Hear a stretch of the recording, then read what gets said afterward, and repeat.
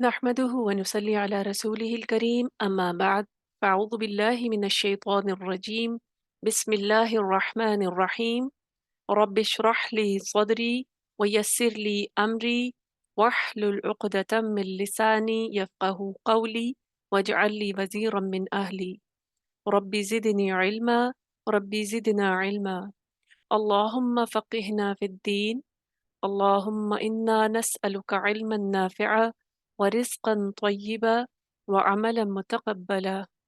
اللهم انفعنا بما علمتنا وعلمنا ما ينفعنا وزدنا علما اللهم أرنا الحق حقا وارزقنا اتباعه وأرنا الباطل باطلا وارزقنا اجتنابه اللهم وفقنا لما تحب وترضى إلهي آمين. آج انشاءاللہ ہم آغاز کریں گے آیت نمبر 118 سورت آل عمران ہے، پارہ نمبر 4 ہے اور آیت نمبر ہے 118 118۔ اس سے پہلے ہم نے پچھلی آیات میں جو ہے وہ مضمون دیکھا تھا کہ اللہ سبحانہ و تعالیٰ نے مومنوں کو کہا کہ ایمان کی وجہ سے جو ہے وہ تمہیں اللہ سبحانہ و تعالیٰ نے تمہارے دلوں میں محبت ڈال دی، ورنہ ایک دوسرے کے تم خون کے بھی پیاسے تھے اور جہنم کے گڑھے تک جا پہنچے تھے۔ پھر اس کے بعد ہم نے دیکھا کہ اللہ سبحانہ و تعالیٰ نے کہا کہ اللہ کی رسی کو مضبوطی سے تھام لو اور تفرقے میں مت پڑو، یعنی تفرقہ بازی سے منع کیا گیا، اور تفرقہ بازی سے بچنے کا واحد طریقہ کیا ہے کہ اللہ سبحانہ و تعالیٰ کی کتاب اور نبی صلی اللہ علیہ وآلہ وسلم کی سنت کو مضبوطی سے تھام لیا جائے،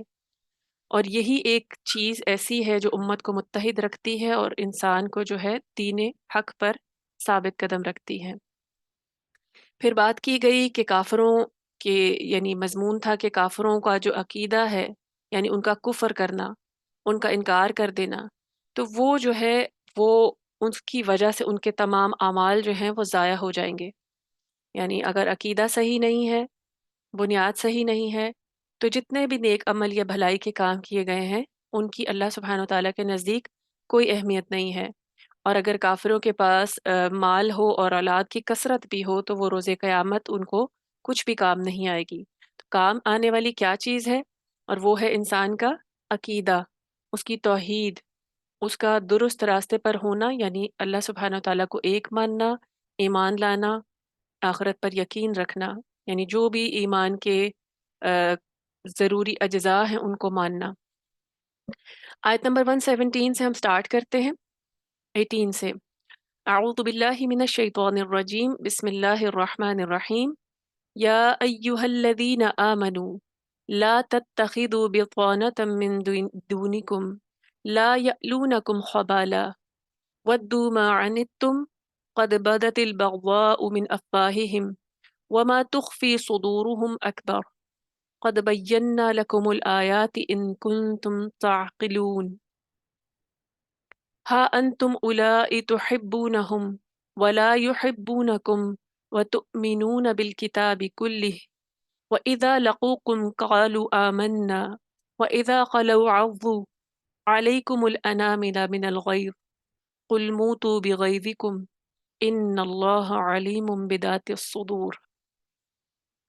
یہاں پہ بہت خاص مضمون ہے، ایمان والوں کو مخاطب کیا گیا ہے۔ تمام اہل ایمان کو اللہ سبحانہ و تعالیٰ حکم کیا دے رہے ہیں مخاطب کر کے کہ اے ایمان والوں، اپنے سوا کسی غیر مسلم کو اپنا رازدار نہ بناؤ، یعنی اس کے ساتھ کوئی دلی دوستی، دلی تعلق قائم نہ کرو، کیونکہ رازدار انسان کب کسی کو بناتا ہے؟ جب اس کے اوپر بہت اعتماد ہوتا ہے، جب اس کے ساتھ بڑی دلی وابستگی ہوتی ہے۔ تو اللہ سبحانہ و تعالیٰ کیا کہہ رہے ہیں؟ لا تتخذوا بطانة من دونکم، یعنی کسی غیر مسلم کو اپنا رازدار نہ بناؤ، وہ تمہاری خرابی کے لیے کوئی کسر نہیں اٹھا رکھتے۔ کون؟ غیر مسلم۔ وہ تو چاہتے ہیں کہ تم مصیبت میں پڑ جاؤ، ان کی دشمنی ان کی زبانوں پر بے اختیار آ جاتی ہے۔ اب اللہ سبحانہ وتعالیٰ ان کے دلوں کا، ان کے حالات کو کھول کھول کر جو ہے ہمارے سامنے بیان کر رہے ہیں کہ یہ تمہارے دوست نہیں ہیں، تمہارے رفیق نہیں ہیں اور کبھی ہو بھی نہیں سکتے۔ اور فرمایا اور جو کچھ وہ اپنے دلوں میں چھپائے بیٹھے ہیں وہ اس سے زیادہ شدید تر ہے، یعنی جو دشمنی زبانوں پر ان کے ہے، دلوں میں تھے، اس سے بھی زیادہ جو ہے وہ تم سے بغض اور عداوت رکھتے ہیں۔ ہم نے تمہیں واضح ہدایات دے دی ہیں، اگر تم سوچو گے تو ان سے ضرور محتاط رہو گے۔ سنو، تم ایسے لوگ ہو جو ان یہود سے محبت رکھتے ہو، مگر وہ تم سے محبت نہیں رکھتے، حالانکہ تم تمام کتابی آسمانی کتابوں پر ایمان رکھتے ہو، اور وہ لوگ جب تمہیں ملتے ہیں تو کہتے ہیں ہم ایمان لے آئے، مگر جب علیحدہ ہوتے ہیں تو تم پر غصے کے مارے اپنی انگلیاں کاٹنے لگتے ہیں۔ آپ ان سے کہیے کہ اپنے غصے میں جل مرو، بلا شبہ اللہ تعالی دلوں کے راز تک خوب جانتا ہے۔ اب دیکھیں اللہ سبحانہ و تعالیٰ نے قرآن مجید میں اتنی بڑی کتاب، اللہ سبحانہ و تعالیٰ کی عظیم کتاب ہے، اس میں اللہ سبحانہ و تعالیٰ نے ان کی دلوں کی حالت جو ہے وہ کھول کر رکھ دی، کیونکہ ایمان والے تو بڑے سادہ دل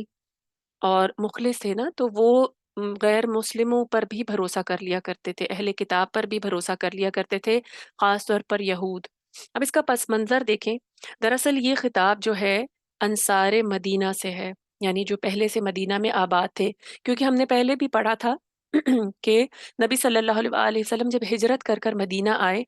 تو وہاں پر یہود کے قبائل پہلے سے آباد تھے اور کافی زیادہ یعنی انفلوئنس رکھتے تھے، کاروباری لحاظ سے کافی اثر و رسوخ تھا اور کافی امیر اور رئیس ہوا کرتے تھے۔ تو اب یہ انصار کو خطاب کیا گیا، اللہ سبحانہ و تعالیٰ نے براہ راست، یعنی اس کا جو خصوصی پس منظر ہے وہ یہی ہے کہ انصار مدینہ سے خطاب کیا۔ ان کے دو بڑے قبیلے اوس اور خزرج مدینہ میں آباد تھے، یعنی یہ انصار کے دو بڑے قبیلے تھے، اوس اور خزرج۔ اسلام سے پہلے ان قبائل کی آپس میں ہمیشہ دشمنی رہتی تھی، ٹھنی رہتی تھی، کچھ نہ کچھ اختلاف رہتا تھا، کیونکہ دو بڑے قبائل تھے، یعنی ایک میان میں جس طرح دو تلواریں ہوتی ہیں وہ رہ نہیں پاتی، تو یہاں پہ بھی ان کا یہی حال تھا کہ کوئی نہ کوئی آپس میں ان کی رنجش چلتی رہتی تھی۔ اور مدینہ کے یہودی بھی تین قبائل میں منقسم تھے، یعنی ان کے اپنے تین ٹرائبس تھے یہودیوں کے، جو کہ ہم نے پہلے بھی پڑھا، بنو قینقا، بنو نذیر، اور اس کے علاوہ بھی ایک قبیلہ۔ تو یہودیوں کا کام کیا تھا کہ ان کا ایک قبیلہ اوس کا حلیف بن جاتا اور دوسرا جو ہے وہ خزرج کا حلیف بن جاتا، اور اس طرح اوس اور خزرج کو وہ آپس میں لڑاتے رہتے تھے، اور اسی طرح کئی مفادات حاصل کرتے تھے، یعنی ان کا طریقہ کیا تھا کہ ان کو آپس میں لڑائے جائیں، اور ایک جو یہودیوں کا قبیلہ تھا وہ انصار کے ایک قبیلے کے ساتھ مل جاتا تھا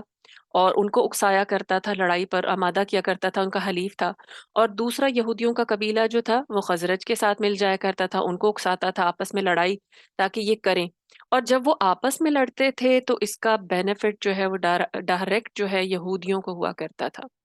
کئی مفادات حاصل کرتے تھے۔ دیکھیں جب بھی دشمن قابو پانا چاہتا ہے نا اور حکومت کرنا چاہتا ہے تو وہ ڈیوائڈ اینڈ رول کا فارمولا اپناتا ہے، آج بھی یہی حالات ہیں، مسلمانوں کو جو آپس میں تفرقہ بازی میں الجھا کر اور اختلافات میں الجھا کر جو ہے بنیادی فقہی مسائل میں الجھا کر کیا کیا گیا ہے، ان کو ڈیوائڈ کیا گیا ہے، اور ڈیوائڈ کرنے کے بعد ان پر رولنگ کی گئی ہے، امت کو کمزور کیا گیا، تو اس وقت بھی ان کا فارمولا یہودیوں کا یہی تھا، تو وہ کیا کرتے تھے آپس میں لڑواتے تھے، یہ نہیں کرتے تھے، ان کی کوشش یہ نہیں ہوتی تھی کہ وہ آپس میں ان کی صلح کرا دیں، کوشش ہوتی تھی کہ مزید اکسایا جائے، یعنی جس طریقے سے آگ میں مزید فیول ڈالا جاتا ہے کہ آگ مزید بھڑک جائے، تو وہ اس طرح دشمنی کو بھڑکاتے رہتے تھے اور اپنے مفادات حاصل کرتے تھے۔ مثلاً کیا تھے مفادات؟ ایک تو یہ کہ ان کے ہتھیار فروخت ہو جاتے تھے، یہودی کیونکہ بہت بڑے بڑے اس وقت کے بزنس مین تھے،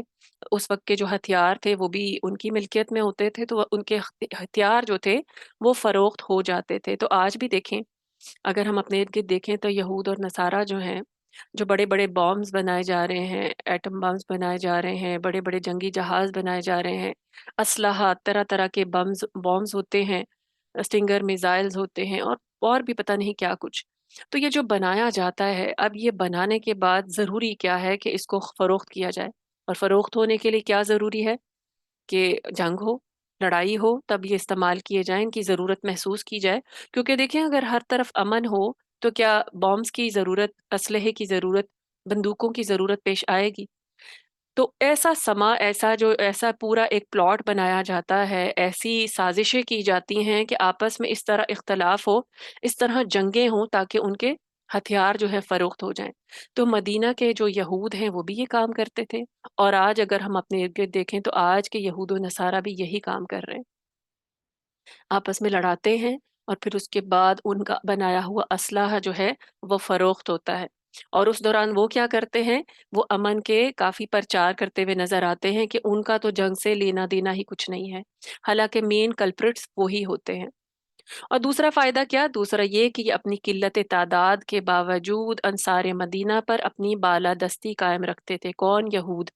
تعداد میں اتنے زیادہ نہیں تھے، انصار مدینہ اوس اور خزرج جو ہے وہ دو بڑے قبائل تھے، تو اتنے زیادہ یعنی مائنورٹی ہونے کے باوجود وہ کس طریقے سے اپنی بالادستی، اپنی منوپلی قائم رکھتے تھے، اپنا رول قائم رکھتے تھے؟ وہ اس طرح کہ ان کو آپس میں لڑا کر ہمیشہ کمزور کیے رکھتے تھے، اور آپس میں ان کی تو کوئی لڑائی نہیں تھی، گو وہ تین قبیلوں میں تھے لیکن ان کے مفادات ایک جیسے تھے۔ وہ کیا تھا کہ ان کے اوپر رول کریں، اور کس طریقے سے رول کریں؟ ڈیوائڈ اینڈ رول والا فارمولا اپنا کر۔ اور پھر ہوتا یہ تھا کہ اس وقت کے یہود بھی ان کی معیشت اور سیاست پر چھائے ہوئے ہوتے تھے، اور آج بھی دیکھیں جو غیر ملکی یعنی جو سپر پاورز ہیں، وہ سپر پاورز کیسے بنی ہیں کہ انہوں نے اسی طریقے سے اپنے اپنے حلیف اکٹھے کر لیے ہیں۔ ایک لابی ہوتی ہے آج کے سپر پاور کی، چند حلیف ان کے ملک ہوتے ہیں، دوسری سپر پاور کے حلیف دوسرے ملک ہوتے ہیں، اور آپس میں وہ ان کو اسی طرح لڑائے رکھتے ہیں۔ اب ہوا کیا کہ جب اوس اور خزرج کے قبیلے مسلمان ہو گئے تو اس کے بعد بھی وہ یہودیوں کے ساتھ وہی پرانے تعلقات نبھاتے رہے۔ یعنی پہلے تو آپس میں ان میں اختلاف تھا نا دونوں قبائل میں، مدینہ کے، انصار مدینہ کے، لیکن جب ایمان لے آئے تو ان کے دل آپس میں مل گئے، ان کا اپنا ذاتی اختلاف جو تھا وہ ختم ہو گیا دونوں قبائل کا۔ لیکن اب کیونکہ یہودیوں کے وہ قبیلے جو تھے وہ ان کے شروع سے ہی حلیف تھے، آپس میں شروع سے ہی بڑی دوستی تھی، بہت یارانہ تھا، تو اس کی وجہ سے جو ہیں وہ ان کے تعلقات یعنی ان کی جو دلی وابستگیاں تھیں ان یہودیوں کے ساتھ کہ یہ تو ہمارا مشکل وقت میں ساتھ دیتے رہے، تو وہ جو یہ تعلقات ہیں وہ نبھاتے رہے، اور اپنے سابق یہودی دوستوں سے اسی سابقہ محبت اور خلوص سے ملتے رہے۔ سادہ دل تھے نا، ایمان کے وجہ سے مزید اخلاق اچھا ہو گیا تھا، تو وہ کیا کرتے تھے کہ انہی یہودیوں کے ساتھ بڑی محبت کے ساتھ پیش آتے، محبت کے ساتھ ملتے اور ان پر ٹرسٹ کیا کرتے تھے۔ اور جو یہودی تھے دوسری طرف ان کا کیا حال تھا؟ انہوں نے منافقانہ روش اختیار کر رکھی تھی۔ ظاہر میں تو وہ انصار سے دوستی کا دم بھرتے تھے کہ کوئی بات نہیں، تم ایمان لے آئے ہو، یعنی تمہاری حالت چینج بھی ہو گئی ہے، تب بھی ہم تمہارے ہی ساتھ ہیں، مگر دل میں ان کے سخت دشمن بن چکے تھے، مزید دشمنی پکی ہو گئی تھی۔ پہلے تو دنیاوی مفاد تھے نا آپس میں ان کو، لیکن پھر دینی مقصد بھی، یعنی جو بغض تھا اس میں ایک اور اضافہ کیا ہوا کہ ان کو یہ بھی بغض ہو گیا کہ یہ نبی صلی اللہ علیہ وسلم کے فالوور ہیں، اور نبی صلی اللہ علیہ وآلہ وسلم سے بھی ان کو انات تھا۔ تو اب اس ظاہری دوستی سے وہ کیا کرتے تھے، یعنی جو ان کی منافقانہ دوستی تھی یہودیوں کی، اس ظاہری دوستی سے بھی وہ کیا کرتے تھے، دو قسم کے فائدے حاصل کرنا چاہتے تھے، یعنی وہ اب باقاعدہ سامنے دشمنی پر نہیں اتر آئے تھے، دل میں تو دشمنی تھی لیکن سامنے جو تھے وہ دوستی کا دم پڑتے تھے، تاکہ ایک تو یہ اس طریقے سے کہ وہ مسلمانوں میں فتنہ اور فساد پیدا کر دیں، کیونکہ اگر کھل کر دشمنی پہ سامنے آ جاتے تو مسلمان تو ان کا مقابلہ کرتے، نہ کہ ان پہ ٹرسٹ کرتے۔ تو اس طریقے سے ان کی کوشش یہ تھی کہ ایک تو اس طریقے سے آپس میں ان میں دوبارہ ان کو لڑانے کی کوشش کرے، ان میں فتنہ فساد پیدا کرے، جیسا کہ ہم نے پہلے بھی پڑھا تھا کہ شماس بن قیس جو یہودی تھا اس نے کیا کیا تھا، اس نے جا کر ایک موقع پر جب یہ اوس اور خزرج کے قبیلے بیٹھے تھے آپس میں گپ شپ کر رہے تھے، اچھی محفل تھی، محبت کی بات کر رہے تھے، اچھا یعنی کہ ایک محفل جمی ہوئی تھی، تو اس نے کیا کیا، ان کو پرانی جو ان کی جنگیں ہیں وہ یاد کرانی شروع کر دی، یعنی اس کو ڈسکس کرنا شروع کیا، اور ان کو پرانی جو یاد تازہ ہوئی تو جو قبیلے تھے وہ آپس میں لڑنا شروع ہوئے، تیار تھے کہ جنگ دوبارہ چھڑے، تو نبی صلی اللہ علیہ وسلم نے آ کر ان کو روک دیا۔ تو اسی قسم کا جو ہے وہ فتنہ فساد دوبارہ پیدا کرنا چاہتے تھے، اس کے لیے انہوں نے کیا سوچا کہ منافقانہ دوستی ان کے ساتھ رکھیں مسلمانوں کے ساتھ، اور دوسرا یہ کہ مسلمانوں کے جو جماعتی راز ہیں وہ دشمنوں تک پہنچائیں۔ دشمن کون؟ یہود، یعنی دلی طور پر تو وہ ان کے ساتھ نہیں تھے نا، تو یہودی چاہتے تھے کہ اب کسی نہ کسی طریقے سے ہمیں ان کی مجلسوں میں کیا بات کی جا رہی ہے، ان کی جماعتوں میں کیا بات کی جا رہی ہے، ہمارے خلاف کوئی پروپیگنڈا تو نہیں ہو رہا، ہم پر چڑھائی تو نہیں کرنا چاہتے، یا ان کو کس طریقے سے جو آپس میں لڑایا جائے، کون سے راز ہیں ان کے۔ تو اس وجہ سے جو یہودی قبیلے تھے وہ مسلمانوں کے ساتھ، انصار مدینہ کے ساتھ ملے رہتے تھے، تاکہ کیا کریں، ان سے راز لے کر اپنے جو لیڈرز ہیں ان تک پہنچائیں۔ انہی وجوہات کی بنا پر اللہ تعالیٰ نے مسلمانوں کو کسی بھی غیر مسلم سے دوستی گانٹنے سے اور اسے اپنا رازدار بنانے سے روک دیا، کیونکہ اللہ سبحانہ وتعالیٰ تو دلوں کے حال بہتر جانتے ہیں۔ تو اللہ سبحانہ وتعالیٰ کو پتہ تھا کہ اگر یہ مسلمان جو ہیں یہ ان پر اسی طریقے سے ٹرسٹ کریں گے تو کیا کریں گے؟ نقصان اٹھائیں گے، کیونکہ یہودی ان کے خیر خواہ نہیں تھے۔ تو اللہ سبحانہ وتعالیٰ نے مسلمانوں کو واضح طور پر روکا۔ آج بھی یہی حالات ہیں۔ دیکھیے ایک خصوصی پس منظر ہوتا ہے، ہر آیت کا ایک عمومی پس منظر ہوتا ہے، کیونکہ یہ آیات جو ہے رہتی دنیا تک کے مسلمانوں کے لیے اور عام لوگوں کے لیے مشعل راہ ہے۔ تو اس کا عمومی پس منظر دیکھیں تو آج بھی ایسا ہی حال ہے کہ مسلمان جو ہیں اپنی سادہ دلی کی وجہ سے، اچھے اخلاق کی وجہ سے جب غیر مسلموں پر ٹرسٹ کر لیتے ہیں، ان کو منع کیا گیا کہ تعلقات کسی حد تک کاروباری معاملات میں، اٹھنے بیٹھنے میں، دوسرے معاملات ہیں، اگر آپ کی کوئی نیبر جیسے غیر مسلم ہیں تو آپ اس حد تک ان کے ساتھ حسن سلوک کریں گے، لیکن ان کے ساتھ اپنی دلی دوستیاں وابستہ نہیں کریں گے، ان کے ساتھ اتنا زیادہ اٹھیں بیٹھیں گے نہیں کہ وہ آپ کو نقصان پہنچا سکیں۔ تو اس کی وجہ بھی اللہ سبحانہ وتعالیٰ نے بتا دی۔ اور دوسری طرف وہاں پر جب اللہ سبحانہ وتعالیٰ نے مسلمانوں کو، انصار مدینہ کو خبردار کیا، تو یہود کے جو بغض و عناد کا حال کیا تھا کہ اکثر اوقات ان کی زبان سے بھی کوئی ایسی بات نکل جاتی تھی جو ان کی مسلمانوں سے گہری دشمنی کا پتہ دے جاتی تھی۔ یعنی کوشش تو یہ کرتے تھے کہ ہم ان کے ساتھ سامنے دوست بنے رہیں، لیکن بعض اوقات وہ سلپ آف ٹنگ ایسا ہوتا تھا کہ دشمنی کی کوئی بات زبان سے نکل بھی آتی تھی، اور حسد اور دشمنی کے بارے میں ان کی زبان قابو میں نہیں رہتی تھی۔ اس کے علاوہ دل میں ان کے جو دشمنی تھی مسلمانوں کی وہ بہت زیادہ تھی۔ اللہ سبحانہ وتعالیٰ نے بتایا کہ وہ جو ان کے دل میں بغض ہے وہ تو اس سے بھی کہیں زیادہ ہے۔ یعنی جو دشمنی ان کی زبانوں پہ کبھی ظاہر ہو بھی جاتی تھی، دل میں جو کدورت تھی وہ تو اس سے کہیں زیادہ تھی، یعنی جانی دشمن تھے وہ ان کے۔ اسی اللہ تعالیٰ نے مسلمانوں کو متنبہ کرتے ہوئے، وارن کرتے ہوئے فرمایا کہ اگر تم سوچو تو ان کی دوستی میں تمہیں سراسر نقصان ہی نقصان ہے، لہٰذا کافروں سے دوستی رکھنے سے تمہیں بہرحال اجتناب کرنا چاہیے۔ آج بھی اس آیت میں ہمارے لیے مشعل راہ کیا ہے، ہمارے لیے عمل کا نقطہ کیا ہے کہ کبھی بھی اگر، کیونکہ یہ معاملہ جو ہے عام طور پر جو لوگ غیر مسلم ممالک میں رہتے ہیں ان کو پیش آتا ہے کہ وہاں غیر مسلموں سے روابط رکھنے پڑتے ہیں، کیونکہ آپ انہی کے ملک میں ہوتے ہیں، وہاں پر کثرت ہوتی ہے ان کی، تو ان کے ساتھ اخلاقی معاملات اچھے رکھیں، حسن سلوک سے پیش آئیں، تاکہ آپ کا حسن سلوک ان کو آپ کا دین کا صحیح امپریشن دے اور وہ بھی دین اسلام کی طرف آئیں۔ لیکن ساتھ ساتھ یہ کہ ان کے ساتھ اتنی دلی دوستی بنا لینا کہ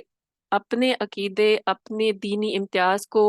اپنے جو دینی ریچولز کو بھول کر بس انہی کے رنگ میں رنگ جانا،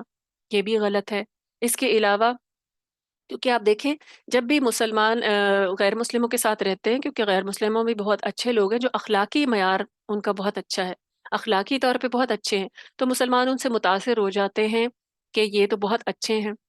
تو اس کے بعد پھر وہ یہ سوچتے ہیں کہ ان میں تو کہیں کوئی برائی نہیں ہے اور یہ ہمیں کبھی نقصان نہیں پہنچا سکتے۔ لیکن اگر آن دا ہول دیکھیں، اب اگر فرض کریں کہ ایک جگہ پر ایک مسلمان ہے، دو لوگ ڈوب رہے ہیں، ایک مسلمان ہے اور ایک غیر مسلم ہے، تو غیر مسلم کس کو بچائے گا؟ کیا اس کو آپ کی دلی دوستی آمادہ رکھے گی کہ وہ آپ کو، مسلمان کو بچا لے؟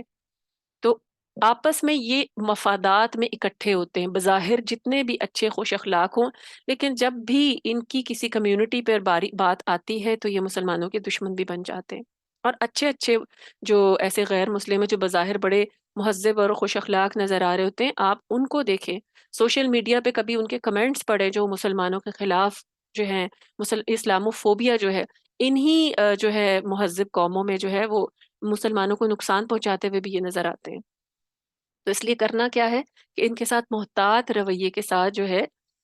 کسی بھی طریقے کا میل جو ہے وہ رکھنا ہے، دلی دوستی سے منع کیا گیا ہے۔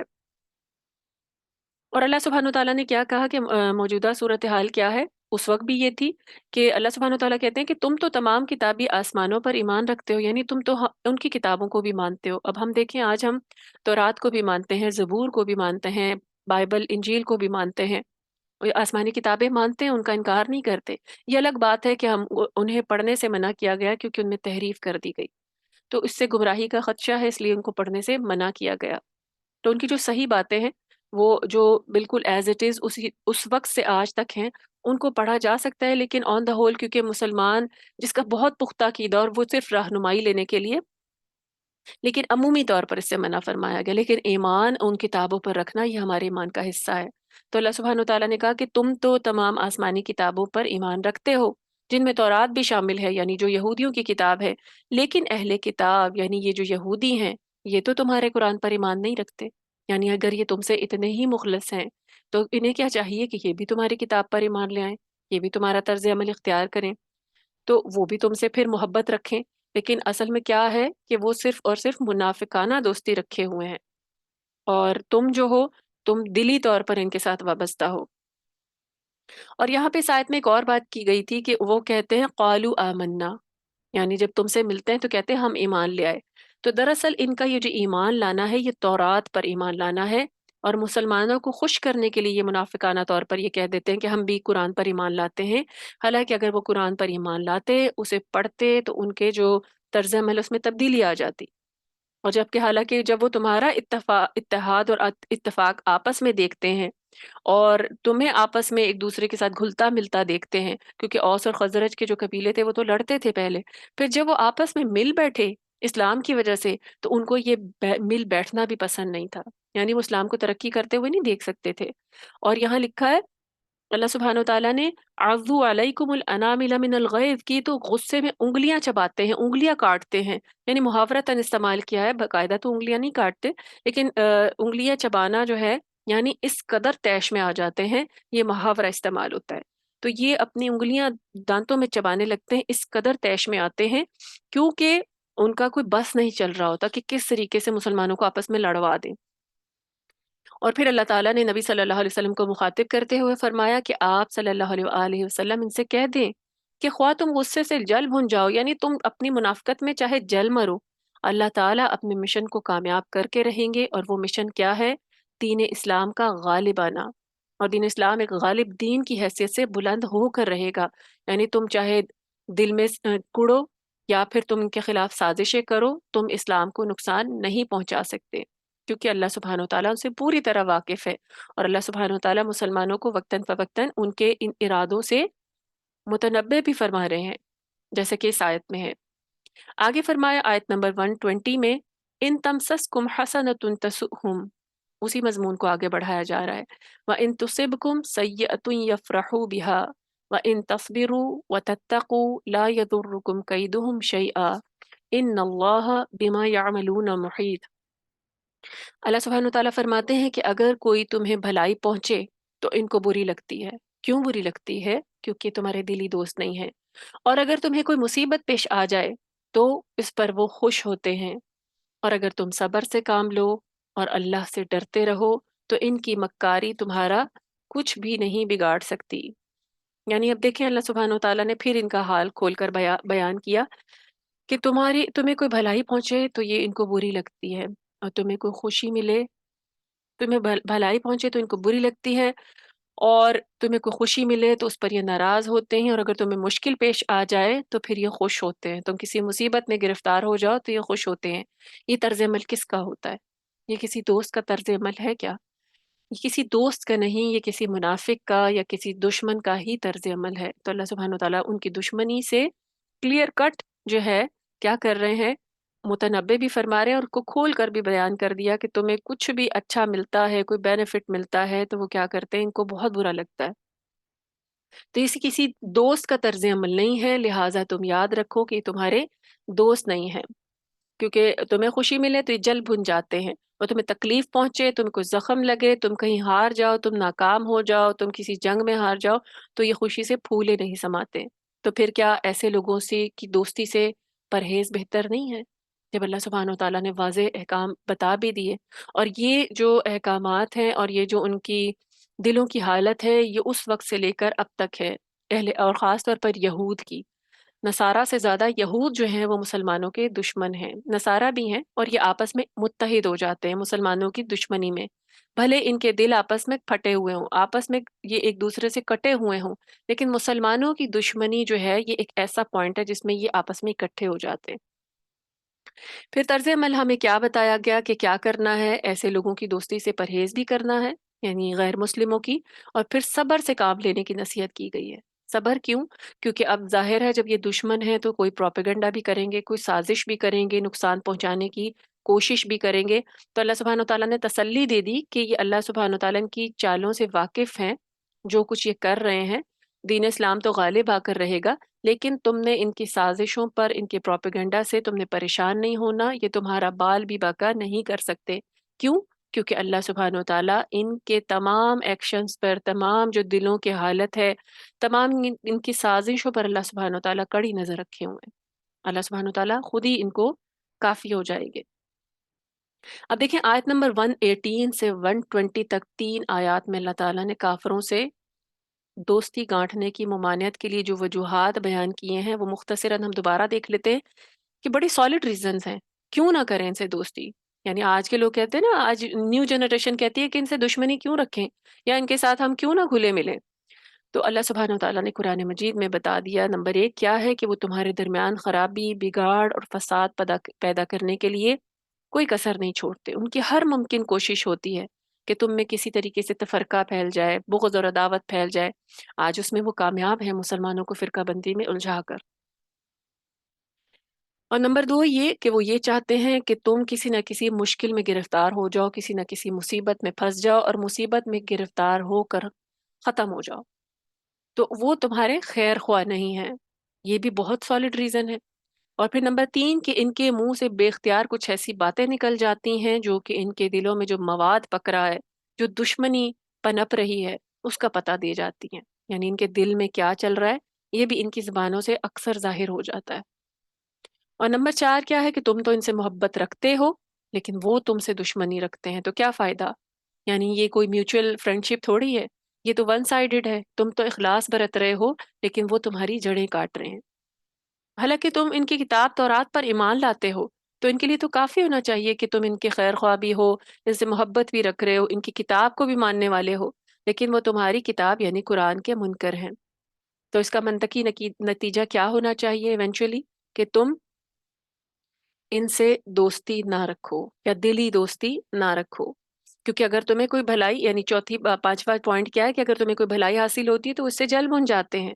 اور تمہیں تکلیف پہنچے تو بظاہر تو تمہارے ساتھ مل کر آنسو بہا رہے ہوتے ہیں لیکن اندر ہی اندر خوش ہوتے ہیں۔ لہٰذا ان کو دوستی رکھنا تو دور کی بات، یعنی ان کو کسی قسم کا کوئی راز بھی نہ بتاؤ،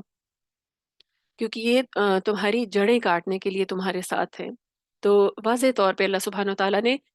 غیر مسلموں سے جو دوستی رکھنے سے منع کیا ہے اس کے اسباب بھی بیان کر دیے۔ آج ہمیں یہ حکمتیں سمجھ نہیں آتی ہیں۔ آج کی جنریشن کو، خاص طور پہ جو لوگ غیر مسلم ملکوں میں آباد ہیں، وہ کیونکہ انہی کے ساتھ اتنا زیادہ اٹھنا بیٹھنا ہے، ان کے اخلاق سے متاثر ہو کر وہ سمجھتے ہیں کہ یہ ہمارے خیر خواہ ہیں۔ لیکن اخلاق جو ہے وہ ایک لمٹ تک ہی ہوتا ہے ان کا، ان کے اندر بھی منافقت باہر آ جاتی ہے اگر کوئی ایسا معاملہ پیش آ جائے۔ کیونکہ دیکھیں بعض اوقات جب ایسے کوئی معاملہ پیش آئے تبھی پتہ چلتا ہے کہ حقیقت کیا ہے۔ یعنی انسان کا جو اندر ہے نا وہ باہر کب آتا ہے، اس کی دشمنی ہو یا دوستی ہو، وہ یا اس کا آپ کے ساتھ مخلص ہونا ہے، وہ کب باہر آتا ہے؟ جب کوئی مشکل سچویشن آ جائے۔ تو اگر کبھی بھی مشکل سچویشن آئے تو یہ بتا دیا گیا ہمیں کہ تمہارے دوست نہیں ہوں گے۔ بہت اہم مضمون ہے اور سوچنے کی بات ہے اور عمل کا نقطہ ہے۔ اب اس کا یہ مطلب بھی نہیں ہے کہ ان کے ساتھ لڑنا مارنا شروع کر دیں، یعنی ان کے ساتھ اخلاق ہی بگاڑ لیں۔ نہیں، اخلاقی طور پہ ان کے ساتھ احسن طریقے سے پیش آنا ہے تاکہ وہ دیکھیں کہ آپ کتنے اچھے مسلمان ہیں اور دین اسلام کس قسم کا درس دیتا ہے اور کتنا پرامن مذہب ہے۔ لیکن ساتھ ساتھ محتاط رہنا ہے۔ محتاط رہنے کا دراصل حکم دیا گیا ہے کہ ایسا نہ ہو کہ اسی جو ہم ان کے ساتھ اتنی دوستی اور محبت کی پینگیں بڑھا لیں، اس میں ہی وہ ہمیں نقصان پہنچا دیں، اسی میں ہماری پیٹھ میں خنجر گھوم دیں۔ پھر آگے نیا مضمون شروع ہو رہا ہے آیت نمبر 121 سے۔ اللہ سبحانہ وتعالیٰ فرماتے ہیں وَإِذْ غَدَوْتَ مِنْ أَهْلِكَ تُبَوِّئُ الْمُؤْمِنِينَ مَقَاعِدَ لِلْقِتَالِ، اور وہ وقت بھی واللہ سمیع علیم، اور وہ وقت بھی یاد کیجیے۔ اللہ سبحانہ وتعالیٰ فرما رہے ہیں نبی صلی اللہ علیہ وآلہ وسلم کو کہ وہ وقت بھی یاد کریں۔ وَإِذْ یعنی وہ وقت یاد کریں، اس وقت کو یاد کریں جب آپ صلی اللہ علیہ وآلہ وسلم صبح سویرے اپنے گھر سے نکلے تھے۔ کیوں نکلے تھے یہ بتایا گیا، جنگ احد جو ہے اس کا معاملہ پیش آنا تھا، اور مسلمانوں کو جنگ احد کے لیے مورچوں پر بٹھا رہے تھے۔ اور اللہ سبحانہ وتعالیٰ اور اللہ تعالیٰ سب کچھ سننے والا ہے اور سب کچھ جاننے والا ہے۔ اب یہاں پر جو آیات شروع ہو رہی ہیں مضمون بدل گیا ہے، غزوہ احد کے بارے میں جو ہے آگے بات ہوگی۔ نیا مضمون شروع ہو رہا ہے جو جنگ احد سے متعلق ہے۔ رمضان 2 ہجری میں غزوہ بدر جو ہے اس کا معرکہ پیش آیا اور قریش مکہ کو عبرتناک شکست ہوئی۔ ہم سب جانتے ہیں کہ غزوہ بدر میں عام طور پر جو ہے اتنا تو سب ہی جانتے ہیں کہ 313 مسلمان تھے اور کفار کا جو لشکر تھا وہ 1000 سے زائد تھا، اور بہترین جنگی سامان کے ساتھ اور بہترین جنگی تیاری کے ساتھ جو ہے کفار مسلمانوں سے لڑنے آئے تھے۔ دوسری طرف مسلمانوں کی تعداد بھی کم تھی اور ان کے پاس نہ کوئی اسلحہ تھا زیادہ اور کوئی ایسی چیز نہیں تھی، یعنی اسباب بھی بہت کم تھے، لیکن اللہ سبحانہ و تعالیٰ پر اخلاص، اللہ سبحانہ و تعالیٰ پر توکل، ایمان اتنا مضبوط تھا کہ تھوڑی سی تعداد ہونے کے باوجود، اسلحہ اسباب دنیاوی اسباب کم ہونے کے باوجود مسلمانوں کو بہترین فتح حاصل ہوئی۔ اللہ سبحانہ و تعالیٰ نے فرشتوں کے لشکر اتارے اور قریش مکہ کو عبرتناک شکست ہوئی، اور ان کا جو سردار ابو جہل تھا وہ اس میں مارا گیا۔ تو ابو جہل کی موت کے بعد ابو سفیان جو ہے اس نے قریش کی قیادت سنبھالی۔ اس نے جنگ بدر کا بدلہ لینے کے لیے اور مسلمانوں کا کلا کما کرنے کے لیے، یعنی ان کو بالکل ختم کر دینے کے لیے پھر اقدامات کیے، یعنی ایک جنگ اس نے پلان کی، اور وہ تھی کون سی جنگ؟ غزوہ احد۔ کیونکہ قریش مکہ چاہتے تھے کہ اب اس بے عزتی کا بدلہ لیا جائے، ان کے جو سردار مارے گئے، ان کے جو لوگ مارے گئے، ان کا بدلہ لیا جائے۔ تو طے کیا ہوا، اس نے کیا حکمت عملی اختیار کی ابو سفیان نے، کہ اس نے طے کیا کہ تجارتی قافلہ، ایک جو تجارتی قافلہ غزوہ بدر جب پیش آیا ہے، مارکا پیش آیا ہے، تو اس وقت ایک تجارتی قافلہ جو تھا کافروں کا، وہ سفر سے واپس آیا تھا، اور اس پر مسلمانوں کی بھی نظر تھی، کیونکہ اس وقت جو ہے قریش جو تھے وہ مسلمانوں کی تجارتی قافلوں کو بھی لوٹ لیا کرتے تھے، تو مسلمان بھی چاہتے تھے کہ وہاں سے وہ اپنا بینیفٹ حاصل کریں، لیکن پھر اللہ سبحانہ وتعالیٰ نے حکم دیا اور مسلمانوں کو کہا کہ اس قافلے کو چھوڑو، جنگ کی تیاری کرو۔ تو اب وہ جو قافلہ آیا کافروں کا، مشرکین مکہ کا، تو اس میں ان کو کافی زیادہ فائدہ حاصل ہوا۔ تو اس نے طے کیا ابو سفیان نے کہ اس تجارتی قافلے کا سارا منافع جو ہے وہ جنگ کے اخراجات کے لیے دے دیا جائے، یعنی جو بینیفٹ حاصل ہوا ہے اس کو کیا کریں، ان پیسوں کو مسلمانوں سے جنگ میں لگا دیں۔ اور جو جنگ بدر سے چند دن پہلے جو ہے یہ قافلہ جو ہے بچ بچا کر واپس آ گیا تھا مکہ۔ اس سے پھر کیا ہوا کہ انہیں 1000 اونٹ اور 50,000 دینار کی ایک خطیر رقم ہاتھ آئی، جو کہ انہوں نے جنگی اخراجات کے لیے جمع کر لی، کہ اس سے اب مسلمانوں کے ساتھ جنگ کی جائے گی، ان کو ختم کیا جائے گا۔ نمبر 2 حکمت عملی اس کی کیا تھی کہ رضاکارانہ خدمت کا دروازہ کھول دیا گیا، یعنی انہوں نے منادی کرا دی کہ مسلمانوں کے خلاف اب ہم لڑنا چاہتے ہیں تو سب جو ہیں دل کھول کر اپنی عطیات جمع کرائیں۔ کون سے لوگ؟ جو بھی مسلمانوں کے دشمن تھے، جو بھی قبائل تھے، جو بھی علاقے تھے، اور جتنے بھی لوگ تھے، اور تمام اسلام دشمن قبائل کو اس جنگ میں بھی شمولیت کی دعوت دی گئی، یعنی پیسے بھی جمع کروائیں اور ہمارے ساتھ مل کر لڑیں بھی۔ اس طرح قریش کے حلیف قبیلے بھی اور مسلمانوں کے مخالف قبیلے بھی اس قریشی جھنڈے تلے جمع ہو گئے، یعنی صرف وہ قبیلے نہیں تھے جو مسلمانوں کے دشمن تھے، مخالف تھے، اس کے علاوہ قریش کے حلیف قبیلے بھی، کیونکہ ہم نے پڑھا نا کہ مختلف قبیلے ہوتے تھے اور ان کے ساتھ کچھ قبیلے مل جایا کرتے تھے، اب چاہے انہیں مسلمانوں کے ساتھ دشمنی نہیں بھی تھی، لیکن کیونکہ وہ قریش کے حلیف تھے اور حلیف جو تھے وہ جنگ میں ہر حال میں ساتھ دیتے تھے، تو وہ بھی جمع ہو گئے۔ نمبر 3 حکمت عملی کیا تھی کہ 2 شعلہ بیان شعراء کی خدمات حاصل کی گئیں۔ نبی صلی اللہ علیہ وسلم کو جب مبعوث کیا گیا نا، تو وہاں پر قریش میں جو ہے شاعری کا بہت زیادہ دورہ تھا، یعنی وہ دور جو تھا اس وقت جو تھی وہ جو شاعروں کو بہت بڑا مانا جاتا تھا اور شعر و شاعری کا دور تھا۔ تو 2 شعلہ بیان شعراء کی خدمات حاصل کی گئیں اس وقت کے قریش کے بہترین شاعر، اور شاعر کیا کرتے تھے، ایسی نظمیں کہتے تھے، ایسے جو ہے نا رزمیہ اشعار کہتے تھے، ایسی باتیں کرتے تھے کہ جس سے جو قریش ہیں ان کے جو جذبات ہیں وہ اور زیادہ بھڑکیں،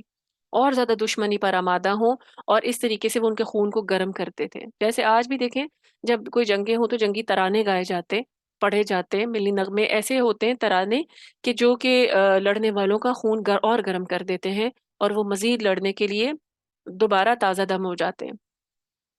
تو ان 2 شعلہ بیان جو شعراء تھے وہ بدوی قبائل کو مسلمانوں کے خلاف انتقام پر بھڑکاتے تھے، یعنی صرف قریش مکہ کو نہیں، جو ارد گرد کے قبیلے تھے دیہات تھے، وہاں سے بھی لوگوں کو انتقام پر بھڑکانے کے لیے لے آتے تھے کہ مسلمانوں کے خلاف جنگ کرنی ہے، تو ان کو کیسے آمادہ کرتے تھے؟ اشاروں کے ذریعے، شعروں کے ذریعے، یعنی ایسے ایسے شعر کہتے تھے کہ وہ بھی کہتے تھے کہ ہم نے، بدوی قبائل بھی کہتے تھے کہ ہم بھی مسلمانوں کے خلاف لڑیں گے۔ اور ان دنوں میں جنگی پروپیگنڈا کا سب سے مؤثر ذریعہ یہی تھا، یعنی پروپیگنڈا کیسے کریٹ کیا جاتا تھا کہ ایسے اشعار کہیں کہ ان کا خون گرم ہو جائے، خون جو ہے وہ جوش مارنا شروع ہو جائے۔ چنانچہ شوال 3 ہجری میں قریش کا یہ جو 3,000 مسلح افراد کا جو لشکر تھا، جو کہ سارا پروپیگنڈے کے نتیجے میں، حکمت عملی کے نتیجے میں جو ہے جنگی سامان بھی ملا، اور پھر اس کے بعد 3,000 لوگوں کو تیار کیا گیا، مسلح افراد، یعنی سب کے پاس اسلحہ بھی تھا۔ ایک لشکر جرار تیار کیا گیا، یعنی کہ ان کا خون بھی گرم تھا کہ مسلمانوں سے بدلہ لینا ہے، اسباب بھی پورے تھے، لشکر بھی بڑا تھا، اور یہ ابو سفیان کی سرکردگی میں احد کے میدان میں پہنچ گئے۔ اس موقع پر ابو سفیان نے ایک خطرناک جنگی چال چلی، یعنی ابھی اسی پہ بس نہیں کیا، وہ پوری طرح مسلمانوں کو ختم کرنا چاہتے تھے۔ تو ابو سفیان نے کیا چال چلی؟ وہ انصار سے مخاطب ہو کر کہنے لگا، کون انصار؟ جو انصار مدینہ تھے، جنہوں نے مہاجرین کو پناہ دی تھی، ان سے کہا کہ ہماری آپ لوگوں سے کوئی لڑائی نہیں ہے، آپ درمیان سے نکل جائیں تو بہتر ہے، یعنی ہم آپ کو نقصان نہیں پہنچائیں گے، کیونکہ دیکھیں جب جنگ تھی تو مسلمان انصار مدینہ اور مہاجرین نے مل کر لڑنی تھی۔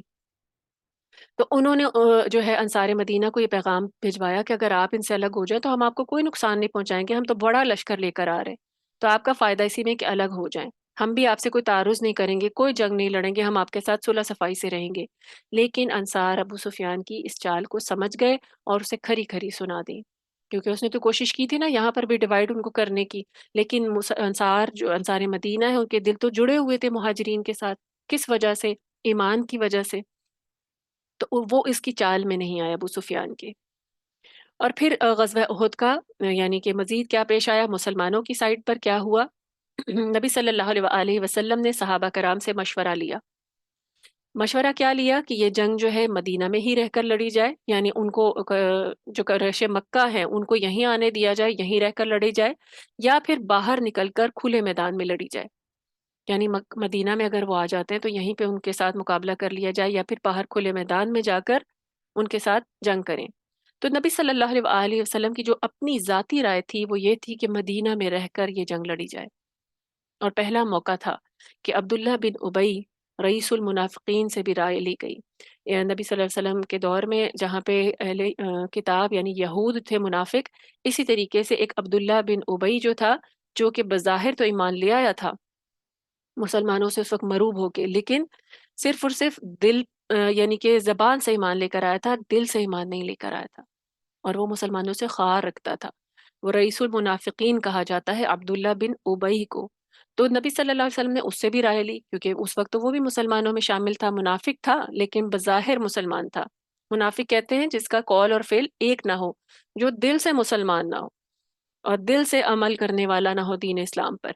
تو اس سے رائے لی گئی، تو اس کی رائے جو تھی وہ نبی صلی اللہ علیہ وسلم کے رائے سے موافق تھی، یعنی وہ بھی یہی چاہتا تھا کہ مدینہ میں رہ کر ہی جنگ لڑی جائے۔ مگر کچھ پرجوش اور جوان مسلمان ایسے تھے جنہیں بدر کی شرکت نصیب نہیں ہوئی تھی، یعنی کچھ ایسے نو مسلم بھی تھے جو لے کر آئے اسلام، اور ان کے دل میں جو تھا وہ جذبہ بہت زیادہ تھا جہاد کا، اور لیکن وہ اس سے پہلے یعنی بعد میں غزوہ بدر کے بعد جو ہے وہ ایمان لے کر آئے تھے، تو ان کو وہاں پر شرکت انہوں نے نہیں کی تھی غزوہ بدر میں، تو ان کو بہت شوق تھا کہ باہر نکلیں اور ان سے لڑیں، اور ان کو شوق شہادت جو تھا وہ بے چین کر رہا تھا، وہ چاہتے تھے کہ اللہ کے راستے میں لڑتے ہوئے جان دے دیں، شہادت حاصل کریں۔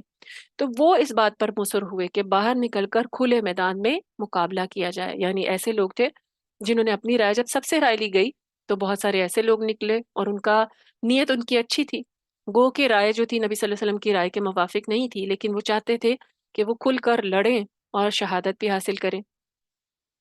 اور کیوں چاہتے تھے؟ تاکہ دشمن کو ہماری نسبت بزدلی اور کمزوری کا گمان نہ ہو، یعنی دشمن یہ نہ سمجھے کہ یہ تو اپنے گھروں سے نکلے ہی نہیں اور یہیں پر ہم سے لڑ رہے ہیں، یہیں پہ مقابلہ کر رہے ہیں۔ چنانچہ نبی صلی اللہ علیہ وآلہ وسلم اپنے گھر میں تشریف لے گئے، اور جب انہوں نے سنا کہ مسلمان کافی سارے یہ چاہتے ہیں اور ان کی یہ خواہش ہے، تو نبی صلی اللہ علیہ وسلم اپنی رائے جو تھی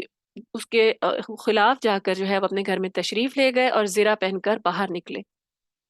کیونکہ اب زرہ کیوں پہنی کہ ٹھیک ہے اب کھلے میدان میں جا کر لڑا جائے۔ تو بعض لوگوں کو خیال آیا کہ ہم نے نبی صلی اللہ علیہ وسلم کو ان کی مرضی کے خلاف باہر نکلنے پر مجبور کر دیا ہے، یعنی ان کی ذاتی رائے تو یہ نہیں تھی۔ چنانچہ انہوں نے کہا کہ یا رسول اللہ صلی اللہ علیہ وسلم،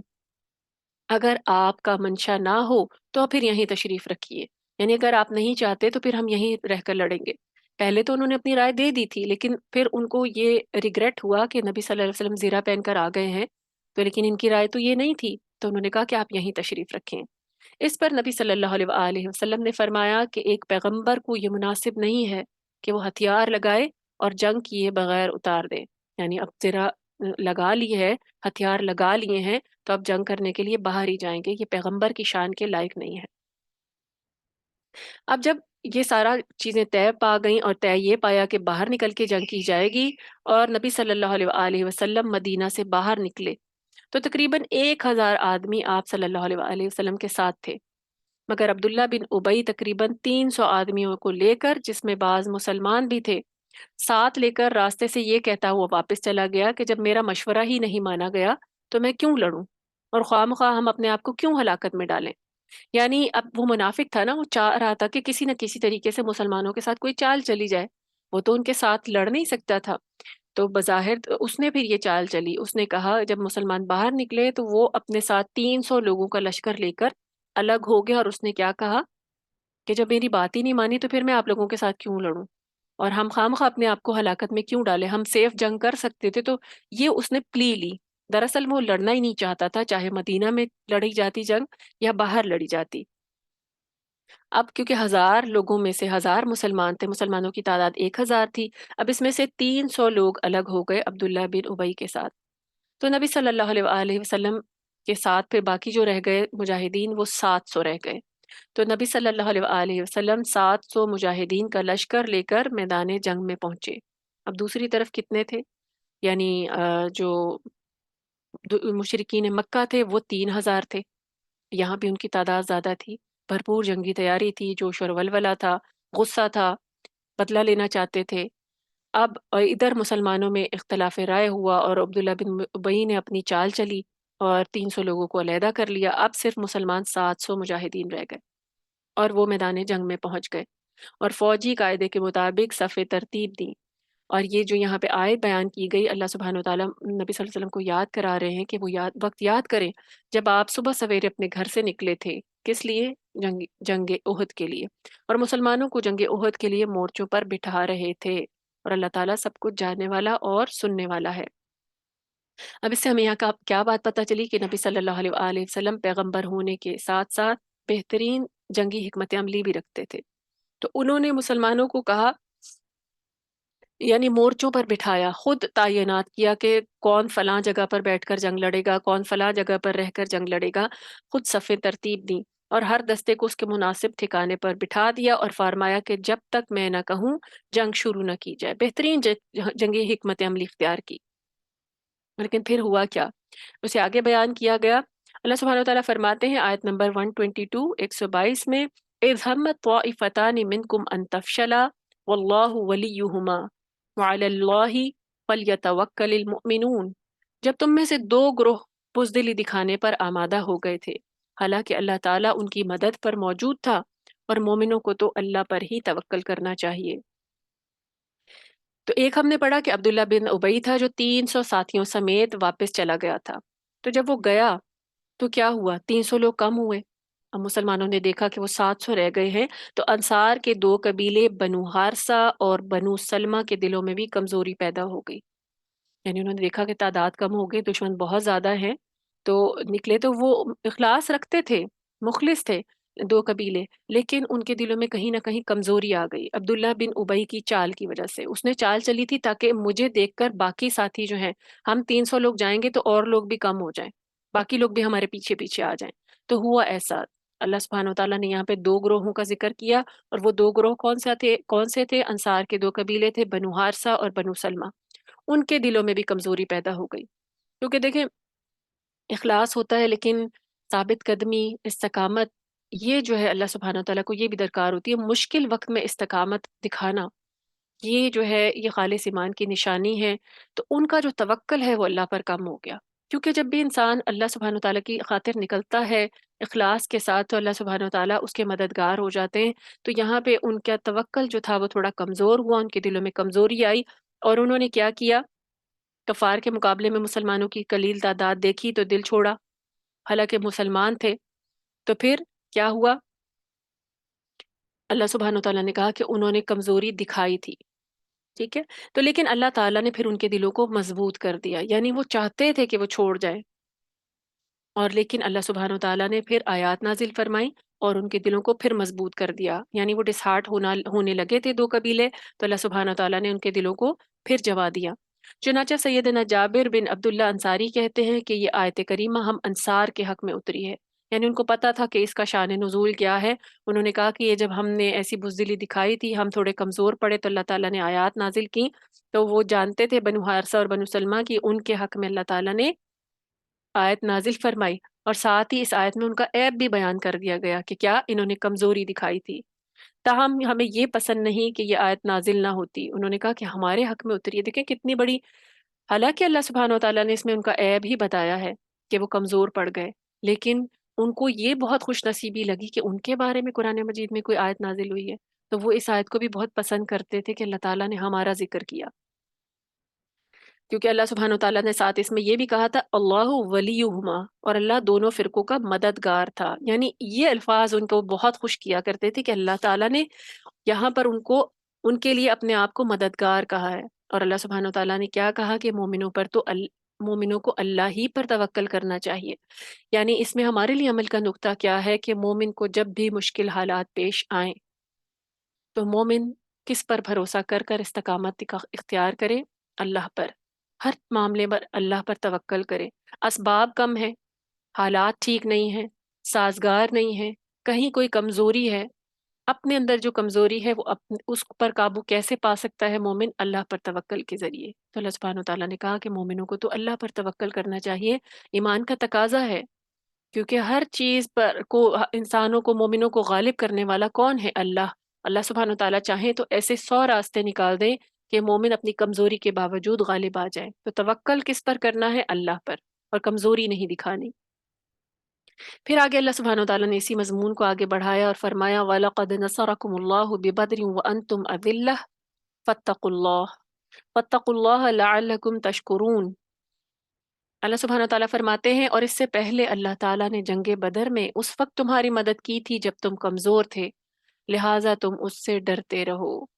اسی طرح امید ہے کہ تم شکر گزار بن جاؤ گے۔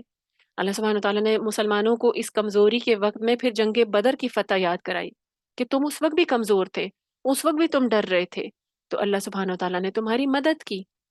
اور اس طرح امید ہے کہ تم شکر گزار بن جاؤ گے، یعنی تم یاد کرو کہ تمہیں یاد آ جائے گا کہ اللہ تمہاری مدد ہر موقع پہ کرتا ہے، تو تم جو ہے شکر گزار بن جاؤ گے۔ اور پھر فرمائے تقول للمؤمنین الن یکفیکم ان یمدکم ربکم بثلاثۃ آلاف من الملائکۃ منزلین، کہ جب آپ صلی اللہ علیہ وآلہ وسلم مومنوں سے یوں کہہ رہے تھے کہ کیا تمہیں یہ کافی نہیں کہ تمہارا رب 3000 فرشتے اتار کر تمہاری مدد کرے، یعنی جنگ احد میں بھی نبی صلی اللہ علیہ وسلم مسلمانوں کو تسلی دے رہے تھے۔ قلت تعداد کے سلسلے میں اللہ تعالیٰ نے مسلمانوں کو یہاں پر جنگ بدر کی مثال بیان کرتے ہوئے فرمایا ہے کہ بدر کے میدان میں تم ہر لحاظ سے کمزور تھے، یعنی آج تو تم آپس میں تعداد میں تھوڑے، اس وقت تم 313 تھے، اب تم 700 ہو، اس وقت تم تعداد میں کم تھے، جنگی اسلحہ اور رسد بھی کم تھی، اب مسلمانوں کے پاس قدر جنگی اسلحہ جو تھا، اسباب تھا غزوہ احد میں وہ زیادہ تھا، تو اللہ سبحانہ وتعالیٰ نے فرمایا کہ تو اللہ سبحانہ وتعالیٰ نے تو ان حالات میں بھی تمہاری مدد کی ہے، تو اے کمزوری دکھانے والوں اور دل چھوڑنے والے مسلمانوں، کیا اب وہ تمہاری مدد نہیں کرے گا؟ اب بھی تو تم اللہ کی خاطر نکلے ہو، تو بس تم صبر سے کام لو اور اللہ سے ڈرتے رہو، اور اس بات پر اللہ کا شکر ادا کیا کرو کہ اللہ تعالیٰ ہر آڑے وقت میں مسلمانوں کی نصرت کے لیے غیب سے سامان مہیا کر دیتا ہے۔ چاہیے کیا؟ اخلاص، توکل، کیونکہ اگر اللہ کی مدد چاہتے ہیں نا کسی بھی مشکل میں، تو اخلاص اور توکل کو قائم رکھنا ہوگا۔ اس میں کمی آ جائے تو پھر اگر انسان کا دل ہی کمزور ہو، انسان خود ہی اپنی جگہ پر اس کے ایمان میں ہی کمزوری ہو، تو پھر اللہ کی مدد نہیں آتی۔ ایمان اور توکل کا مضبوط ہونا ضروری ہے کہ انسان اسباب پر بھروسہ نہ کرے، کیونکہ فتح جو ہے وہ اسباب کی وجہ سے نہیں ہوتی، کامیابی اسباب کی وجہ سے نہیں ہوتی، کامیابی اللہ کی طرف سے ہے، جب مومن کا دل خالص جو ہے جمع ہوتا ہے اللہ کے توکل پر، اخلاص کے ساتھ۔ تو پھر کیا اللہ سبحانہ وتعالیٰ نے یہاں پہ کیا کہا کہ پہلے کہ آپ صلی اللہ علیہ وسلم مسلمانوں کو تسلی بھی دے رہے تھے کہ کیا کافی نہیں کہ اللہ تعالیٰ تمہارے 3,000 فرشتوں کو اتار کے تمہاری مدد کرے، کہ اگر بدر میں اتارے ہیں تو یہاں پر بھی اتارے جا سکتے ہیں، تو تم کیوں پریشان ہو رہے ہو؟ فرمایا بلا ان تصبروا وتتقوا ويأتوكم من فورهم هذا يمددكم ربكم بخمسة آلاف من الملائكة مسومين۔ کیوں نہیں، اگر تم صبر کرو اور تم اللہ سے ڈرتے رہو، اور اگر دشمن تم پر فوراً چڑھ آئے تو تمہارا رب خاص نشان رکھنے والے 5,000 فرشتوں سے تمہاری مدد کرے گا۔ اب یہاں پر کیا کہا کہ تم صبر کرو، صبر ہوگا تو ساتھ تو اللہ کی مدد بھی آئے گی، اللہ سے ڈرتے رہو، صبر کے ساتھ کیا کرنا ہے، اللہ کا تقوی تمہارے دلوں میں ہو۔ اب دیکھیں جب پہلے دو قبیلے یعنی بنو سلمہ اور بنو حارثہ نے کمزوری دکھائی تو اس وقت نبی صلی اللہ علیہ وسلم نے ان کی اور دوسرے مسلمانوں کی ڈھارس بندھاتے ہوئے فرمایا تھا کہ کیا تمہارے یہ بات کافی نہیں ہے کہ اللہ سبحانہ و تعالیٰ 3,000 فرشتے بھیج کے تمہاری مدد فرما دے، جیسے جنگ بدر میں کی تھی۔ تو یہاں پہ ان کو ڈھارس بندھانے کے لیے یہ بات کی گئی تھی۔ بعض مفسرین کہتے ہیں کہ اترے تھے فرشتے غزوہ احد میں بھی، اور بعض کہتے ہیں کہ نہیں، یہ تسلی دلانے کے لیے بات کی گئی تھی۔ ابھی لڑائی شروع بھی نہیں ہوئی تھی کہ یہ افواہ پھیل گئی کہ زبن جابر جو کہ زبن جابر کوئی بندہ یعنی کہ کافی جنگجو انسان تھا، وہ بہت بڑی کمک لے کر یعنی مدد لے کر اور لوگوں کو لے کر مشرکین کی مدد کے لیے آ رہا ہے۔ تو ابھی اسٹارٹ بھی نہیں ہوئی تھی، مسلمان پہلے ہی گو مگو کا شکار تھے، تو مزید ان کو یہ خبر پھیلی، افواہ کسی نے پھیلا دی کہ اب تو کافروں کو مزید ری انفورسمنٹ مل رہی ہے کہ مزید کوئی اور مدد لے کر آ گیا ہے زبن جابر۔ تو اس افواہ سے مسلمانوں میں مزید بے چینی پھیل گئی، مزید پریشانی ہو گئی۔ اس وقت اللہ تعالیٰ نے مسلمانوں سے فرمایا کہ اگر کفار کو ہنگامی طور پر کمک مل جانے سے، یعنی ان کو اچانک ری انفورسمنٹ مل گئی ہے، ان کو مدد مل گئی ہے، تم ڈرتے ہو اور تم اس وجہ سے ڈر رہے ہو، تو اللہ تعالیٰ بھی اپنے فرشتوں کی کمک میں اضافہ کر دے گا۔ یعنی تم 3,000 تم ان کو اور ری انفورسمنٹ مل رہی ہے، ان کو مزید لوگ مل رہے ہیں، تو اللہ تعالیٰ بھی 3,000 کے بجائے 5,000 فرشتے اتار دیں گے۔ لہٰذا صبر و استقامت سے کام لو اور کافروں سے نہیں بلکہ اللہ سے ڈرو۔ یعنی وہ موقع ان سے ڈرنے کا نہیں تھا، اللہ سے ڈرو، اللہ تعالیٰ مدد کے لیے کافی ہوگا۔ بعض مفسرین نے 3,000 اور 5,000 فرشتوں سے مدد کے وعدے کو جنگ بدر سے متعلق کیا ہے۔ اس لحاظ سے یہ بیان آیت نمبر 123 کے بیان کے ساتھ مسلسل ہے۔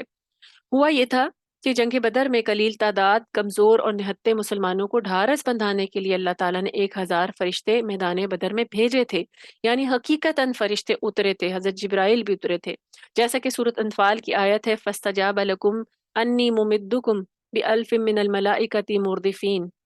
اس سے معلوم ہوتا ہے پھر جب جنگ بدر میں بھی یہ مشہور ہوا کہ مکہ سے مزید کمک پہنچ رہی ہے، تو اللہ تعالیٰ نے فرمایا جنگ احد میں کہ تو اللہ تعالیٰ نے فرمایا کہ ایسی صورت میں ہم 3,000 یا 5,000 فرشتے بھیجیں گے۔ یعنی جنگ بدر میں بھی اسی قسم کی سچویشن پیش آئی تھی کہ مسلمانوں کو خبر ملی کہ کافروں کے پاس مزید مدد آ رہی ہے، تو اللہ تعالیٰ نے وہاں پر بھی کہا کہ ہم 3,000 یا 5,000 بھیج دیں گے، 1,000 سے زیادہ بڑھا دیں گے تعداد کو۔ اور پھر چونکہ کافروں کے لیے مکہ سے کوئی کمک نہیں پہنچی تھی، یعنی یہ صرف ایک افواہ تھی، تو پھر فرشتے بھی اور نہیں آئے، یعنی 1,000 فرشتوں کے ذریعے ہی کافروں کا جو ہے کلا کما کر دیا۔ البتہ 1,000 فرشتوں کی میدان بدر میں شرکت قرآن پاک سے ثابت ہے، یعنی یہ حق بات ہے کہ 1,000 فرشتے آئے تھے، اترے تھے،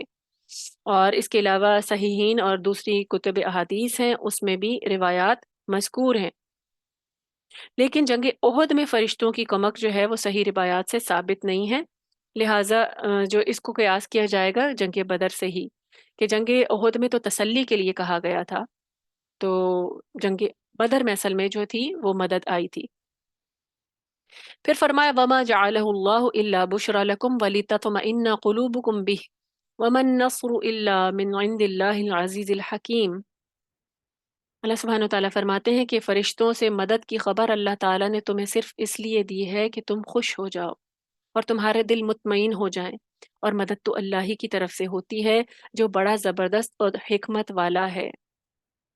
یعنی کیا کہا گیا کہ میدان بدر میں اللہ تعالیٰ نے جو نزول ملائکہ کی تمہیں خوشخبری دی تھی تو وہ تو صرف اس لیے تھا کہ تمہارے دل مضبوط ہو جائیں اور تم پورے وثوق کے ساتھ جم کر لڑائی کے میدان میں اترو. یعنی اللہ سبحانہ و تعالیٰ نے مسلمانوں کو یہ خبر دی تھی، خوشخبری دی تھی تاکہ وہ ان کے دل جم جائیں کہ ہمارے ساتھ تو اللہ ہے اور اللہ کے فرشتے بھی آ گئے مدد کے لیے. تو اسی خوشی کے ساتھ وہ پھر جم کر لڑے تھے کہ ہم تو نہیں ہار سکتے. یعنی ایمانی طاقت تو تھی، لیکن ساتھ ساتھ ان کا جوش اور ولولہ بڑھ گیا کہ اللہ ہمارے ساتھ ہے اور اللہ نے فرشتے بھیج دیے. تو اللہ سبحانہ و تعالیٰ فرما رہے ہیں کہ فرشتوں پر منحصر کیا مدد تو اللہ ہی کی طرف سے ہوتی ہے، کیونکہ جو مدد ہوتی ہے وہ اللہ ہی کی طرف سے ہوتی ہے. اب اگر دیکھیں فرشتے اللہ نے اتارے ہیں، اللہ نے اگر کامیابی مقدر لکھی ہے تو فرشتے ہوں یا نہ ہوں کامیابی مل کر رہے گی. تو یہاں پر یعنی ان آیات میں کیا بتایا گیا ہے کہ بھروسہ فرشتوں کی تعداد پر یا اپنی تعداد پر یا اسباب کے زیادہ کم ہونے پر نہیں کرنا. بھروسہ تو اللہ پر کرنا ہے، مدد تو اللہ کی طرف سے ہوتی ہے. اللہ کا اذن ہو جائے تو بغیر اسباب کے بھی جنگ جیتی جا سکتی ہے. اب بدر کے میدان میں اللہ تعالیٰ نے 4 طرح سے مسلمانوں کی مدد فرمائی تھی. نمبر 1 کیا تھا کہ اللہ نے ہوا کا رخ کفار کے لشکر کی طرف موڑ دیا، اور وہ کیونکہ ریتلے ایسے ریت میدان پر جمے ہوئے میدان پہ تھے، ریت مسلمانوں کے ساتھ تھی، تو ریت نے اڑ اڑ کر ان کے لشکر کو بدحال بنا دیا. ایسی ہوا چلی کہ ریت کا ایک طوفان آیا اور کافروں کا جو لشکر ہے برے حال میں پہنچ گیا. دوسری مدد کیا تھی کہ بارش اللہ سبحانہ و تعالیٰ نے برسائی، جس سے کفار کے پڑاؤ میں تو پھسلن اور دلدل مچ گئی، جبکہ مسلمانوں کے پڑاؤ میں ریت جم گئی. کیونکہ مسلمان جو تھے وہ ریت کے اوپر آ کر انہوں نے پناہ لی تھی، کافروں نے پکی مٹی کے اوپر آ کر، یعنی مٹی تھی تو انہوں نے اپنی طرف سے دانش میں سوچا کہ وہ پکی جگہ پر ہیں تو وہ زیادہ سٹیبل رہیں گے. تو اللہ سبحانہ و تعالیٰ نے جنگی چال کیا چلی ان کے لیے کہ وہاں پر جب بارش برسائی تو کیونکہ مٹی تو کیچڑ بن گئی، ریت کیچڑ نہیں بنتا، تو ریت جو تھا وہ مزید جم گیا بارش کی وجہ سے، اور مسلمانوں کو الٹا جو ہے وہ ایک سٹیبل جو ہے گراؤنڈ وہ مل گیا لڑنے کے لیے. اور ساتھ ہی ساتھ وہ علاقہ اس طرح کا تھا کہ اس کی ڈھلان اس طرح کی تھی کہ وہ جو پانی بارش کا تھا وہ جمع ہوا، اور کیونکہ وہ کھلا میدان تھا اور مسلمانوں کو وہاں پینے کے لیے پانی بھی میسر آ گیا. کتنی بڑی مدد تھی اللہ کی. کیونکہ دیکھیں خالی فرشتے نہیں، اللہ سبحانہ و تعالیٰ نے تمام اسباب کے ذریعے مسلمانوں کی مدد کی تھی. اور تیسری چیز جو تھی وہ فرشتوں کا نزول تھا. چنانچہ سیدنا ابن عباس رضی اللہ تعالیٰ عنہ کہتے ہیں کہ نبی صلی اللہ علیہ وآلہ وسلم نے بدر کے دن فرمایا کہ جبریل آن پہنچے اپنے گھوڑے کا سر تھامے ہوئے، لڑائی کے ہتھیار لگائے ہوئے. اب اسے کیا پتہ چلا اس حدیث سے؟ بخاری کی حدیث ہے کہ جبریل علیہ السلام آئے تھے اپنے گھوڑے کو تھامے ہوئے اور انہوں نے ہتھیار بھی پہنے ہوئے تھے. نیز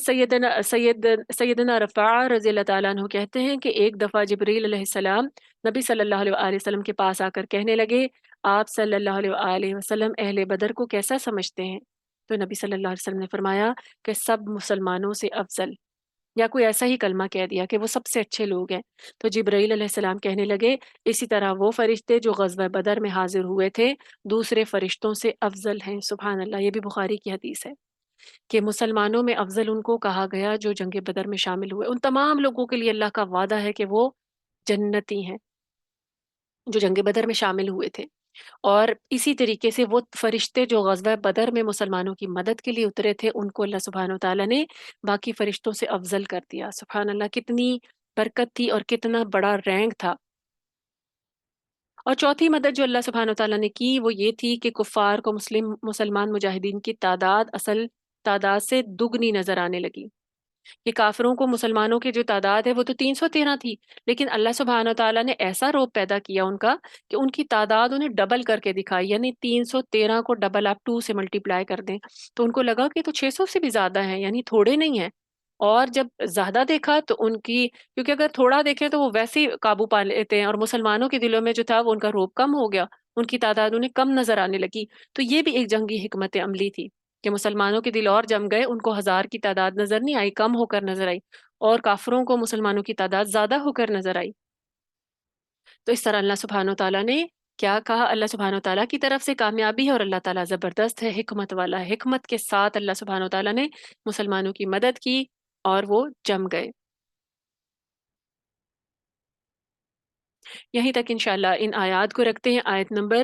126 تک. انشاءاللہ باقی جو ہے اس کو نیکسٹ ویک کریں گے. اللہ سبحانہ وتعالیٰ سے دعا ہے کہ اللہ سبحانہ وتعالیٰ ہمارے دلوں کو بھی کا جو خالص توکل ہے ہمیں وہ عطا کرے، ہمیں وہ دے کہ ہم مشکلوں میں بھی، ہر قسم کی مشکل میں خالصتاً خالص ایمان کے ساتھ اللہ پر اپنا توکل ثابت رکھیں، کیونکہ مسلمان کی ہر کمزوری جو ہے اللہ پر توکل کی وجہ سے دور ہو جاتی ہے، چاہے وہ اسباب کی کمزوری ہو، صحت کی کمزوری ہو، حالات کی کمزوری ہو، کسی بھی قسم کی کمزوری پر قابو پانا چاہتے ہیں تو سب سے بڑا فارمولا کیا ہے کہ اللہ پر توکل مضبوط کر لیا جائے کہ اللہ سے بہترین مددگار کوئی نہیں ہے۔ اللہ سبحانہ وتعالیٰ اس قرآن کو ہمارے دلوں میں جما دے اور ہمیں خالص توکل جو ہے وہ عنایت فرما دے۔ ربنا تقبل منا انك انت السميع العليم وتب علينا انك انت التواب الرحيم سبحانك اللهم وبحمدك نشهد ان لا اله الا انت نستغفرك ونتوب اليك۔ السلام علیکم ورحمۃ اللہ وبرکاتہ۔